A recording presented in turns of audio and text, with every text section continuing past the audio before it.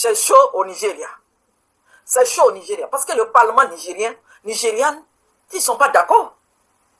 Pourquoi aller bombarder le Bénin? Comment se peut-il que l'avion va au Portugal et va se retrouver au Burkina, à l'ouest du Burkina? Je demande des explications. Vous voyez comment les Macron, vous voyez comment la France, petite France là, manipule les pays africains. Le Bénin, nous l'avons également décrié à son temps, éviter, comme le dit Ali Farka Touré, Allah lui accorde sa rahma, de croire qu'ils peuvent mettre un scorpion dans leur bouche et rester tranquillement assis. C'est pas l'histoire des diables à gifler de Diable. Ça, c'est Ali Farka Touré qui l'avait dit. Nous avons averti le Bénin. Si nous nous sommes débarrassés des Français, ce n'est ni par haine, ni par vengeance, même s'il y a de quoi. C'est parce que la présence des troupes françaises sur notre territoire ne peut être que dommageable à l'intérêt national de notre pays. Le Bénin, à travers les autorités béninoises, a pensé qu'il peut être certainement plus intelligent que nous et qu'il peut mettre le scorpion dans sa bouche et s'en sortir indemne. Ils ont accueilli ces troupes de déstabilisation qu'ils ont certainement démenti quand c'était nous qui parlions. Mais quand Macron était sorti pour parler, on ne les a pas entendus. Et eux et le Nigeria, personne, ni même la Côte d'Ivoire. Pourtant, quand j'avais annoncé le 25, tous étaient montés sur leurs chevaux, puisque c'est un frère africain qui dit une vérité qu'il va falloir par tous les moyens démentir au lieu de chercher à savoir les fondements de ce que nous avançons. Le Bénin a continué à démentir. Et d'ailleurs, même après l'intervention de Macron, le Bénin n'a jamais jusqu'ici reconnu qu'il y a ces forces de déstabilisation sur son territoire. Le Bénin a fait mieux.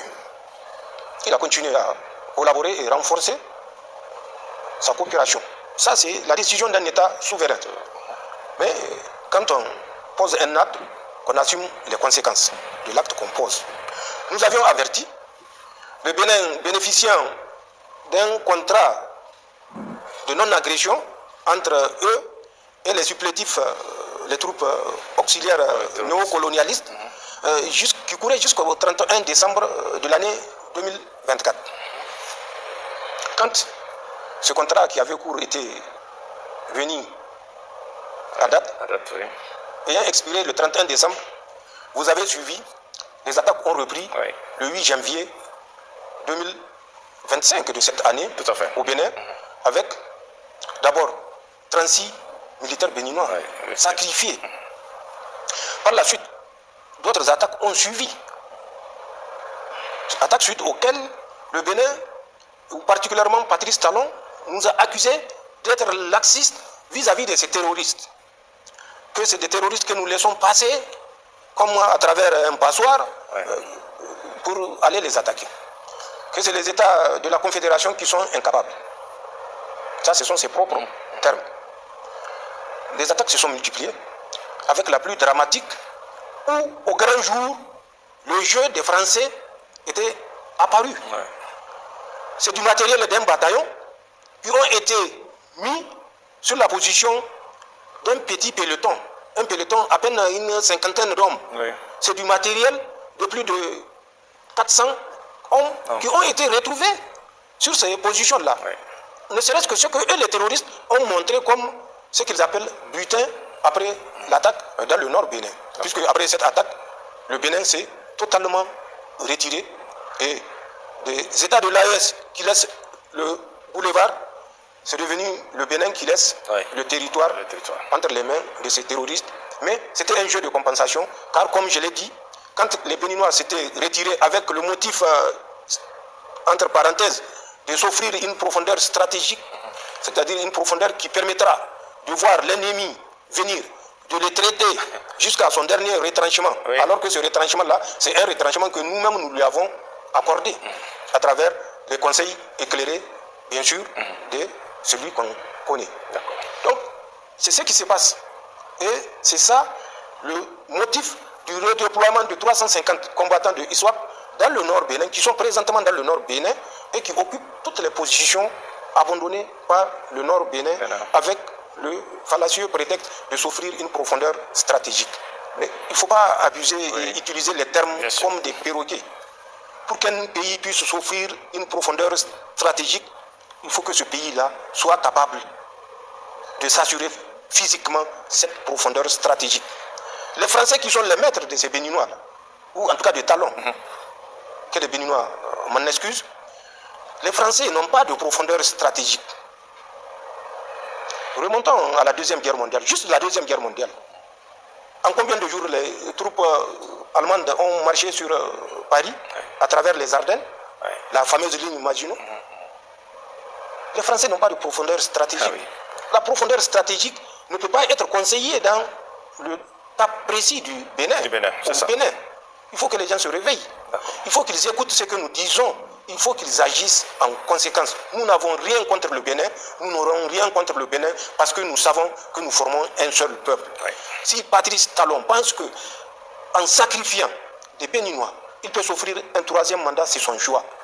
Mais nous, c'est notre choix également de faire la résistance et de révéler les enjeux géostratégiques à nos populations pour qu'elles comprennent ce qui se passe et éviter de se faire manipuler.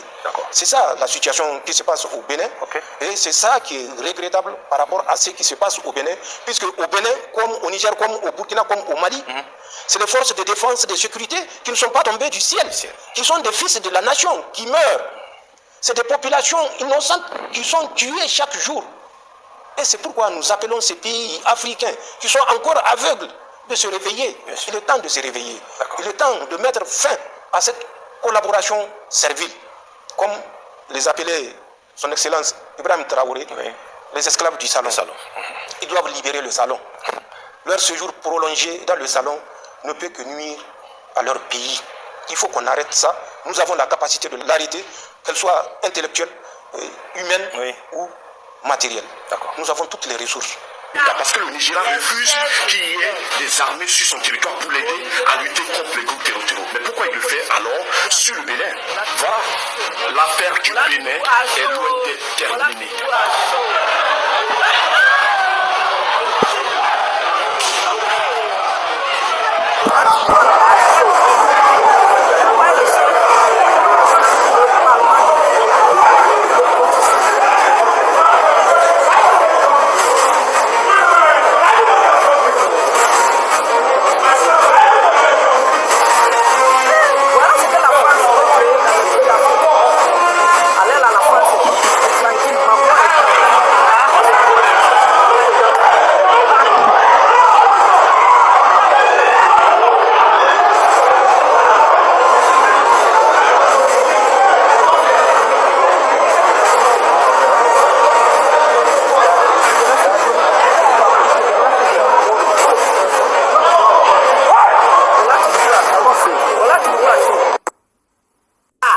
C'est chaud au Nigeria. C'est chaud au Nigeria. Parce que le Parlement nigérien, ils ne sont pas d'accord. Pourquoi aller bombarder le Bénin? Comment se peut-il que l'avion va au Portugal et va se retrouver au Burkina, à l'ouest du Burkina? Demande des explications. Vous voyez comment les Macron, vous voyez comment la France, petite France là, manipule les pays africains. Vous voyez? Est-ce que ça c'est bon? Les Béninois de talent qui se dit intelligent là, venez voir. Les Nigérians ne sont pas, les anglophones sont en avance que nous. Ils sont à longueur d'avance. Ils ne sont pas hypocrites. Ils sont intelligents. Allez-y, sur Facebook, sur TikTok, sur X, sur Telegram, sur toutes les réseaux sociaux. Les Nigériens chauffent seulement. Ils chauffent seulement. Ça chauffe seulement. Ils disent qu'ils ne sont pas d'accord. Pourquoi Bonat Tinubu a allé bombarder le Bénin? Pourquoi Bonat Tinubu et amener l'avion jusqu'à les gens même disent que non, ils n'ont qu'à les RIP. On n'a qu'à RIP les militaires qui sont partis là-bas.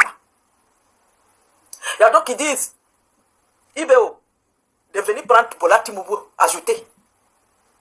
Les gens qui disent non, le Burkina. Et puis je vais vous informer. Les Nigériens, Bola Tinubu, la France et tous les Occidentaux, Ils ont payé des grands médias. Des médias propagandistes, des grands médias pour faire la propagande. Pour dire que... Partagez la vidéo. Hein.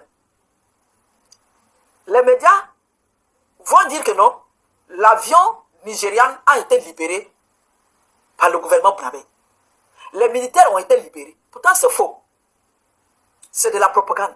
C'est la désinformation. Ils sont en train de faire de la désinformation. Maintenant, les Nigériens, l'opposition nigérienne s'est rendu compte. Les Nigériens se sont rendus compte que c'est de la propagande. Voilà ça. Les réseaux sociaux. L'opposition nigérienne ne sont pas d'accord. Je ne sais pas si Bola Tinubu même va faire deuxième mandat. Bola Tinubu ne va pas faire deuxième mandat. C'est fini pour lui. Parce que les Nigériens ne sont pas d'accord. Ça les a échappés. C'est ça, on dit les gens intelligents. Maintenant, ceux qui disent que le Nigeria est la deuxième armée puissance de l'Afrique là, qui vont écraser le Burkina, pardon, nous on vous attend. La Nigeria là, puissance militaire sur papier, mais sur le terrain là, Nigeria n'est pas puissance militaire. Pareil là, à chaque fois les enfants sont enlevés, les jeunes filles sont enlevées, les jeunes garçons sont enlevés, d'après Donald Trump, les chrétiens sont enlevés, les gens sont enlevés. Pourquoi ils ne partent pas? Pourquoi ils ne libèrent pas les pays depuis 20 ans? Le Nigeria est occupé par Boko Haram, ça fait 20 ans. Avant le Mali, 2012, avant le Mali. Pourquoi ils ne partent pas libérer? S'ils sont la puissance militaire en Afrique, pourquoi ils ne partent pas libérer les pays? Pourquoi depuis longtemps là, ils n'ont pas pu libérer les pays? Pourquoi le général des armées nigériennes était sorti dit que non, le Nigeria n'a pas les moyens pour lutter contre les terroristes. Le Nigeria n'a pas des armes. Le Nigeria n'a pas des avions de chasse, de guerre pour lutter contre les terroristes. Pourquoi? Puissance militaire qui n'a pas tout ça là. En tout cas, les autorités burkinabées, ne faites pas comme le Mali. Ne les remettez pas.